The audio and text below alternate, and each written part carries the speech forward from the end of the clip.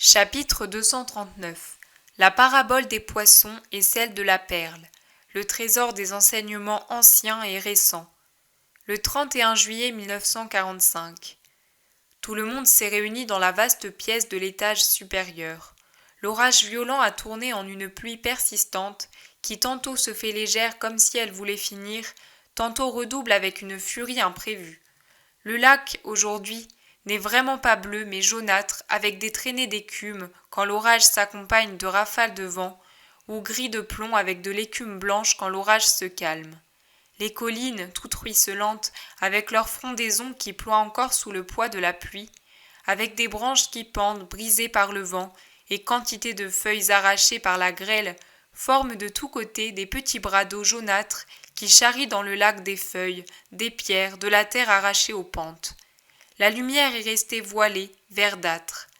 Assise près de la fenêtre qui ouvre sur les collines, Marie se tient dans la pièce avec Marthe et Marie-Madeleine, ainsi que deux autres femmes dont je ne sais trop qui elles sont. Mais j'ai l'impression qu'elles sont déjà connues de Jésus, de Marie et des apôtres, car elles sont à l'aise. Certainement plus que Marie-Madeleine, qui reste immobile, la tête baissée entre la Vierge et Marthe. Elles ont remis leurs vêtements séchés devant le feu et débarrassés de la boue, mais je m'exprime mal. La Vierge a remis son vêtement de laine bleu foncé, mais Marie-Madeleine porte un vêtement d'emprunt, court et étroit pour elle qui est grande et bien formée, et elle cherche à parer aux défauts du vêtement en restant enveloppée dans le manteau de sa sœur. Elle a rassemblé ses cheveux en deux grosses tresses qu'elle noue sur la nuque n'importe comment, parce que pour soutenir leur poids, il faudrait bien plus que quelques épingles rassemblées par-ci par-là. En effet, depuis, j'ai toujours remarqué que Marie-Madeleine complète les épingles avec un ruban, qui est une sorte de fin diadème, dont la couleur paille se confond avec l'or de ses cheveux. De l'autre côté de la pièce, assis sur des tabourets ou sur les rebords des fenêtres, il y a Jésus avec les apôtres et le propriétaire de la maison. Il manque le serviteur de Marthe. Pierre et les autres pêcheurs étudient le temps en faisant des pronostics pour le lendemain. Jésus écoute ou répond à ceci et à cela. « Si j'avais su, j'aurais dit à ma mère de venir. Il serait bon qu'elle s'habitue à ses compagnes, » dit Jacques, fils de Zébédée, en regardant du côté des femmes. « Eh, si on avait su! Mais pourquoi maman n'est-elle pas venue avec Marie ?» demande Jude à son frère Jacques. « Je ne sais pas, je me le demande moi aussi. » « N'est-elle pas malade ?» Marie nous l'aurait dit. Je vais le lui demander. Et Jude va trouver les femmes. On entend la voix claire de Marie répondre. Elle va bien. C'est moi qui lui ai épargné une grande fatigue par cette chaleur. Nous nous sommes échappées comme deux fillettes, n'est-ce pas, Marie ? Marie de Magdala est arrivée le soir, à la nuit, et nous sommes partis à l'aube. J'ai seulement dit à Alphée, voici la clé, je reviendrai bientôt. Dis-le à Marie, la mère de Jude et de Jacques, et je suis venue. Nous reviendrons ensemble, mère, dès que le temps sera beau et que Marie aura un vêtement, nous traverserons tous ensemble la Galilée en accompagnant les sœurs jusqu'au chemin le plus sûr. Ainsi, elles seront connues aussi de Porphyrée, de Suzanne, de vos femmes et de vos filles, Philippe et Barthélemy. Elle est pleine de tact, cette parole, elles seront connues, pour ne pas dire Marie sera connue. Elle est forte aussi et elle abat toutes les préventions et restrictions mentales des apôtres envers celle qui a été rachetée. Il l'impose, en vainquant leurs oppositions, la gêne qu'elle éprouve, tout. Marthe est rayonnante, Marie-Madeleine rougit, et elle a un regard suppliant, reconnaissant, troublé, que sais-je. Marie la très sainte a son doux sourire. Où irons-nous pour commencer, maître ? À Bethsaïde, puis à Nazareth en passant par Magdala, Tibériade et Cana. De là, par Japhia et Semron, nous irons à Bethléem de Galilée, et puis à Sicaminon et à Césarée. Jésus est interrompu par un sanglot de Marie-Madeleine. Il lève la tête, la regarde, puis reprend comme si de rien n'était. À Césarée vous trouverez votre char. J'ai donné cet ordre aux serviteurs, et vous irez à Béthanie. Nous nous reverrons ensuite à la fête des tentes. Marie-Madeleine se reprend vite et ne répond pas aux questions de sa sœur, mais elle sort de la pièce et se retire, à la cuisine peut-être pendant un moment. Marie souffre, Jésus. en entendant dire qu'elle doit aller dans certaines villes. Il faut la comprendre. Je le dis davantage pour les disciples que pour toi, maître, dit Marthe, humble et angoissée. C'est vrai, Marthe, mais il faut qu'il en soit ainsi. Si elle n'affronte pas tout de suite le monde et ne brise pas cet horrible tyran qu'est le respect humain, son héroïque conversion restera paralysée, tout de suite et avec nous. Avec nous, personne ne lui dira rien, je te l'assure, Marthe, et au nom de tous mes compagnons, promet Pierre. Mais bien sûr, nous l'entourons comme une sœur, c'est ce qu'elle est, comme l'a dit Marie, et c'est ce qu'elle sera pour nous, confirme Jude. D'ailleurs, nous sommes tous pécheurs, et le monde ne nous a pas épargnés, nous non plus. C'est pourquoi nous comprenons ces combats, dit Simon le Zélote. Moi, je la comprends mieux que tous. Il est très méritoire de vivre dans les lieux où nous avons péché. Les gens savent qui nous sommes. C'est une torture, mais c'est aussi une justice et une gloire d'y résister. C'est parce que la puissance de Dieu est évidente en nous, précisément, que nous suscitons des conversions sans même ouvrir la bouche, dit Matthieu. Tu le vois, Marthe, ta sœur est comprise et aimée de tous, et elle le sera toujours plus. Elle deviendra un signal indicateur pour nombre d'âmes coupables et tremblantes. C'est une grande force pour les bons aussi.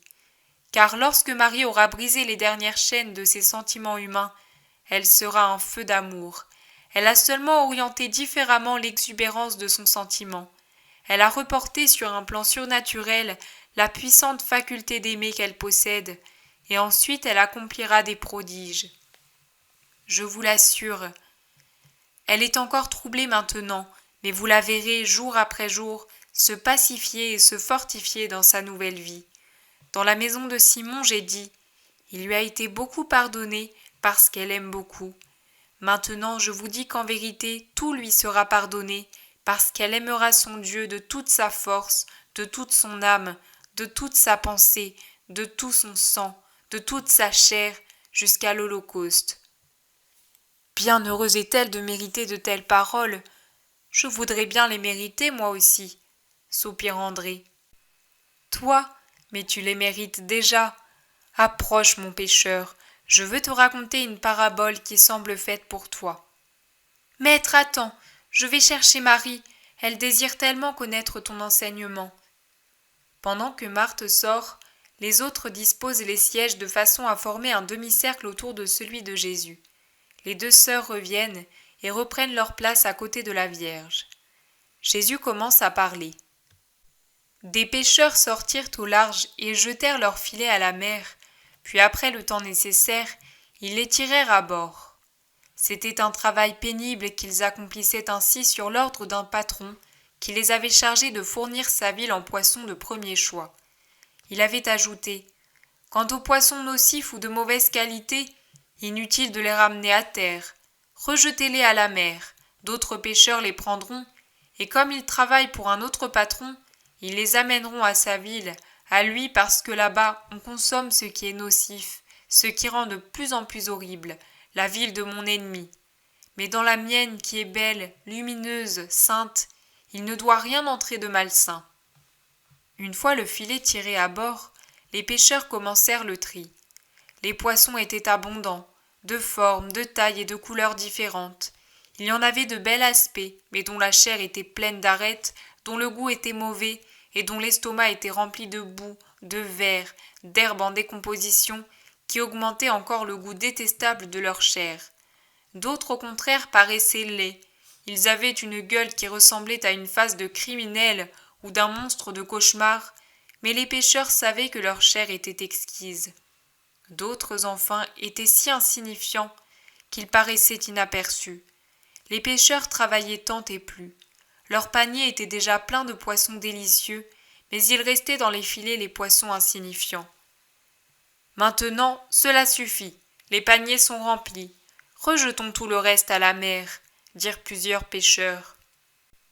Mais l'un d'eux, qui avait peu parlé, alors que les autres vantaient ou tournaient en dérision les poissons qui leur passaient dans les mains, resta à fouiller dans le filet et découvrit encore dans le menu fretin 2 ou 3 poissons qu'il mit par-dessus les autres dans les paniers. « Mais que fais-tu là » demandèrent ses collègues. Les paniers sont pleins, superbes. Tu les enlaidis en posant par-dessus de travers ces beaux poissons-là. On dirait que tu veux les faire passer pour les plus beaux. Laissez-moi faire. Je connais cette sorte de poisson, et je sais quel profit et quel plaisir il donne. Voilà donc cette parabole qui se termine par la bénédiction du patron au pêcheur patient, expert et silencieux, qui a su discerner dans la masse les meilleurs poissons. Maintenant, écoutez-en l'application. Le patron de la ville belle, lumineuse et sainte, c'est le Seigneur. La ville, c'est le royaume de Dieu. Les pêcheurs, ce sont mes apôtres. Les poissons de la mer, l'humanité où se trouvent toutes sortes de personnes. Quant aux bons poissons, ce sont les saints. Le patron de la ville horrible, c'est Satan. La ville horrible, l'enfer. Ces pécheurs représentent le monde, la chair, les passions mauvaises incarnées dans les serviteurs de Satan, soit spirituels, autrement dit les démons, soit humains, autrement dit ceux qui sont les corrupteurs de leurs semblables. Quant aux mauvais poissons, c'est l'humanité indigne du royaume de Dieu, les damnés.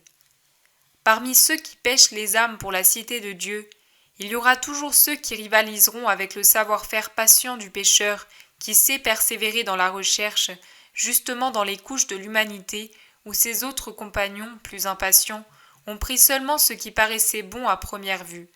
Malheureusement, il y aura aussi de ces pêcheurs qui, pour être trop distraits ou bavards, ne verront pas les bons poissons et les perdront, car le travail de tri exige attention et silence pour bien entendre les voix des âmes et les indications surnaturelles.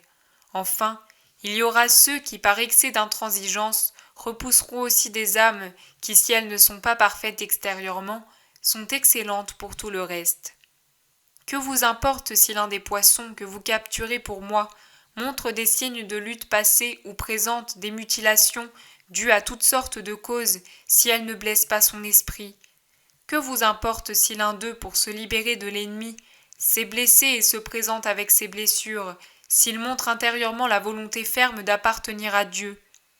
Les âmes éprouvées sont des âmes sûres, plus que celles qui sont comme des enfants préservés par les langes, par le berceau et par leur mère, et qui dorment, sages et rassasiés, ou sourient tranquillement, mais qui peuvent par la suite, sous l'effet de l'âge, de la raison et des vicissitudes de la vie, donner lieu à de douloureuses surprises de déviation morale. Je vous rappelle la parabole de l'enfant prodigue. Vous en entendrez d'autres, car je m'efforcerai toujours de faire pénétrer en vous un juste discernement dans la manière d'examiner les consciences et de choisir comment les guider, car toutes sont uniques, si bien que chacune a sa propre façon de sentir et de réagir aux tentations et aux enseignements. Ne croyez pas qu'il soit facile de faire le tri des âmes. Bien au contraire, cela demande un regard spirituel éclairé par la lumière divine, une intelligence pénétrée de sagesse divine et la possession héroïque des vertus, en particulier de la charité. Cela suppose la capacité à se concentrer dans la méditation, car toute âme est un texte obscur qu'il convient de lire et de pénétrer. Cela exige l'union continuelle à Dieu, en oubliant tous ses intérêts égoïstes. Vivre pour les âmes et pour Dieu, surmonter les préventions, les ressentiments, les antipathies, être doux comme des pères et avoir une main de fer comme des guerriers, être doux pour conseiller et rendre courage, avoir une main de fer pour dire « ce n'est pas permis et tu ne le feras pas », ou encore « voilà ce qui est bon de faire et tu vas le faire ». Car pensez-y bien, beaucoup d'âmes seront jetées dans les marais infernaux, mais ce ne seront pas seulement des âmes de pécheurs, il y aura aussi des âmes de pécheurs évangéliques, celles des hommes qui auront failli à leur ministère en contribuant à la perte de beaucoup d'autres âmes. Un jour viendra, le dernier jour de la terre, le premier de la Jérusalem complète et éternelle, où les anges, comme les pécheurs de la parabole, sépareront les justes des mauvais, afin que sur l'ordre inexorable du juge, les bons aillent au ciel et les mauvais au feu éternel. C'est alors que sera connue la vérité sur les pécheurs et les péchés. Alors les hypocrisies tomberont et le peuple de Dieu apparaîtra tel qu'il est, avec ses chefs et ceux qu'ils auront sauvés. Nous verrons alors que nombre de ceux qui paraissaient extérieurement les plus insignifiants ou les plus malmenés feront les splendeurs du ciel, et que les pécheurs tranquilles et patients sont ceux qui auront le plus œuvré, et ils resplendiront de joyaux pour tous ceux qu'ils auront sauvés. Voilà l'explication de la parabole que je vous ai contée. Et mon frère ? Oh, mais... Pierre le regarde longuement, puis regarde Marie-Madeleine. Non, Simon, pour elle je n'ai aucun mérite, c'est le maître seul qui a agi, dit André avec franchise. Mais les autres pécheurs, ceux de Satan, prennent donc les restes ? Demande Philippe. Ils essaient d'attraper les meilleurs, les âmes capables d'un plus grand prodige de la grâce, et ils se servent des hommes eux-mêmes pour le faire, en plus de leurs tentations. Il y en a tant dans le monde qui renoncent à leur droit d'aînesse pour un plat de lentilles. Maître, tu nous disais l'autre jour que ceux qui se laissent séduire par les choses du monde sont nombreux. Ce seraient encore ceux qui pêchent pour Satan ? Demande Jacques, fils d'Alphée. Oui, mon frère. Dans cette parabole, l'homme se laisse séduire par la richesse qui pouvait lui permettre beaucoup de jouissances, en perdant tout droit au trésor du royaume. Mais en vérité, je vous dis que sur 100 hommes, un tiers seulement sait résister à la tentation de l'or ou à d'autres séductions, et seule la moitié de ces derniers y arrive de manière héroïque. Pour s'être enserré volontairement dans les lacets du péché, le monde meurt d'asphyxie. Mieux vaut être dépouillé de tout que de posséder des richesses dérisoires et illusoires. Sachez agir comme des bijoutiers avisés. Lorsqu'ils apprennent qu'à un endroit on a pêché une perle rarissime, ils ne se soucient guère de garder dans leur coffre-fort quantité de petits bijoux, mais ils liquident tout pour acquérir cette merveilleuse perle. Dans ce cas, pourquoi fais-tu toi-même des différences dans les missions que tu confies aux personnes qui te suivent ?